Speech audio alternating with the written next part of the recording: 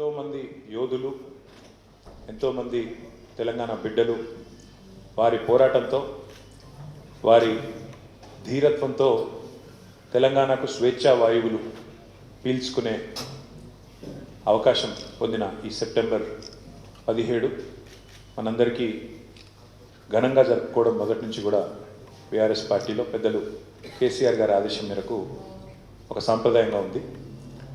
తెలంగాణ భారతదేశంలో కలిసిన ఈ రోజుని చరిత్ర తెలియని చాలామంది ఈ సెప్టెంబర్ 17ను వక్రీకరించి రకరకాలుగా వారి రాజకీయ ప్రయోజనాల కోసం పాకులాడుతున్నప్పటికీ తెలంగాణలో ఎప్పుడైనా గంగా జమున తహజీబ్ ఉండాలే, తప్పకుండా ఇక్కడ కులాలకు మతాలకు అతీతంగా తెలంగాణ బిడ్డలు ఎప్పటికీ ఒకటిగా ఉండాలని అభిలషించే పార్టీగా, అభిలషించే నాయకుడిగా, కోరుకునే నాయకుడిగా కేసీఆర్ గారి నాయకత్వంలో గత 10 సంవత్సరాల పాటు తెలంగాణలో ఎక్కడ ఒక చిన్న నొక్కుబడకుండా బ్రహ్మాండంగా శాంతి భద్రతలను కాపాడుకోగలిగింది. ఈ సెప్టెంబర్ 17ను ప్రజా పాలనా దినోత్సవం అంటున్నాడు. ఈ రాష్ట్రంలో ఇంతవరకు పాలన అనేదే లేదు, ఆలన లేదు, పాలన లేదు. ప్రజాపాలన పేట డైవర్షన్ గేమ్లు ఆడుతున్న రేవంత్ రెడ్డి గారు పరిపాలన మీద దృష్టి పెట్టు. ఇప్పుడున్న ముఖ్యమంత్రి గారికి రేవంత్ రెడ్డికి ఒకటే మాట చెప్పేది, కేసీఆర్ గారిని దూషించడమే ఒక పనిగా పెట్టుకొని మీరు గత 9 నెలలు టైంపాస్ చేసుకుంటూ కాలం నెట్టుకొస్తున్న విషయాన్ని కూడా ప్రజలు గమనిస్తూ ఉన్నారు. చేతనైతే మీరు ఇచ్చిన వాగ్దానాలు అమలు చేయండి, చేతనైతే మేము ఇచ్చినట్టు కరెంటు సరిగ్గా అందించండి, వ్యవసాయ స్థిరీకరణలో భాగంగా రైతు బంధు ఇవ్వండి, ఇచ్చిన మాట నిలుపుకో, 15,000 రూపాయలు చొప్పున ప్రతి ఎకరానికి ఇస్తా అని చెప్పినావు, ఇచ్చి చూపెట్టు. చేతనైతే మా ఆడబిడ్డలకు ఇచ్చిన హామీ 2,500 రూపాయలు నెలకి ఇస్తానన్నావు, ఇచ్చి చూపెట్టు. చేతనైతే మా పెద్ద మనుషులకు హామీ ఇచ్చినావు, 2,000 పెన్షన్ కాదు 4,000 ఇస్తా, కేసీఆర్ అవ్వకో తాతకో ఇస్తున్నాడు, నేను ఇద్దరికి ఇస్తా, ప్రభుత్వ ఉద్యోగుల తల్లిదండ్రులకు కూడా ఇస్తా పెన్షన్ అని చెప్పినావు కదా, చేతనైతే చేసి చూపెట్టు. సంవత్సరం లోపల 2 లక్షల ఉద్యోగాలు అన్నారు, ఇప్పటి వరకు ఒక్క ఉద్యోగం ఇవ్వలేదు అని ఎదురు చూస్తున్న మా తమ్ముళ్లకు, మా చెల్లెలకు చేతనైతే నోటిఫికేషన్లు ఇచ్చి పరిపాలనలో నీ సత్తా అయిందో చూపెట్టు. హైదరాబాద్ అతలాకుతలం అవుతున్నది. ఒకవైపు పత్రికలు రాస్తా ఉన్నాయి, ఆంధ్రజ్యోతి పత్రిక రాసింది మొన్న 28 రోజుల్లో 30 మర్డర్లు అని, ఈనాడు పత్రిక రాసింది ఈ నగరానికి ఏమైంది అని. చేతనైతే తెలివి ఉంటే హోంమంత్రిని పెట్టు, శాంతి భద్రతలను అదుపులోకి తీసుకొని రా. పోలీస్ బండ్లల్లో కనీసం డీజిల్ పోస్తలేరని రాస్తున్నారు. ఇంకోవైపు పాఠశాలల్లో చాక్ పీసులు లేవు, చాక్ పీసులు కొనేందుకు అవకాశం లేక పాఠశాలల్లో ఉపాధ్యాయులు, పాఠశాలల్లో అక్కడ ఉండే పిల్లలు బాధపడతా ఉన్నారు. మరొక వైపు గ్రామాలలో సర్పంచులు బాధపడతా ఉన్నారు, మాజీ సర్పంచులు.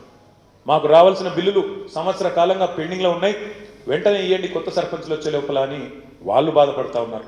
రాష్ట్రంలో పరిస్థితి ఎట్లా ఉంది అంటే, ఒకవైపు చికెన్ గున్యాలు, విష జ్వరాలు, మరొక వైపు ఈ డెంగ్యూలు, పారిశుద్ధ్యం పడకేసింది, పట్టణ ప్రగతి లేదు, పల్లె ప్రగతి లేదు, కనీసం పల్లెల్లో పిచికారి కొట్టించే పరిస్థితి లేదు ఈ ప్రభుత్వానికి.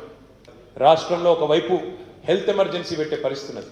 అంత దారుణమైన పరిస్థితి వాళ్ళ పిల్లలు ఎక్కడ చూసినా ప్రతి ఇంట్లో జ్వరాలతో అతలాకుతలం అవుతున్నారు. తప్పకుండా ప్రధాన ప్రతిపక్షంగా మేము ఎప్పటికప్పుడు ప్రజా సమస్యల్ని మీ దృష్టికి తీసుకొస్తానే ఉంటాం, మిమ్మల్ని ఎండగడుతూనే ఉంటాం. ప్రజాక్షేత్రంలో ప్రజా ఉద్యమాలు నిర్మించి తప్పకుండా ఉద్యమిస్తూ మీరు ఇచ్చిన 420 హామీలు అమలు చేసేదాకా మీ అంతు చూస్తాం. తెలంగాణ తల్లి, అందరికీ తల్లి లాంటి తెలంగాణ తల్లిని అక్కడ పెట్టుకుందాం. కొత్త సెక్రటేరియట్ డాక్టర్ బాబాసాహెబ్ అంబేద్కర్ గారి పేరు మీద పెట్టుకున్న సెక్రటేరియట్, అక్కడ తెలంగాణ తల్లిని పెడదాం, అందరి తల్లిని అంటే లేదు లేదు నేను రాహుల్ గాంధీ వాళ్ళ నాయననే పెడతా అని చెప్పి రాహుల్ గాంధీ గారి తండ్రి గారి విగ్రహం తెచ్చి అక్కడ పెట్టినాం.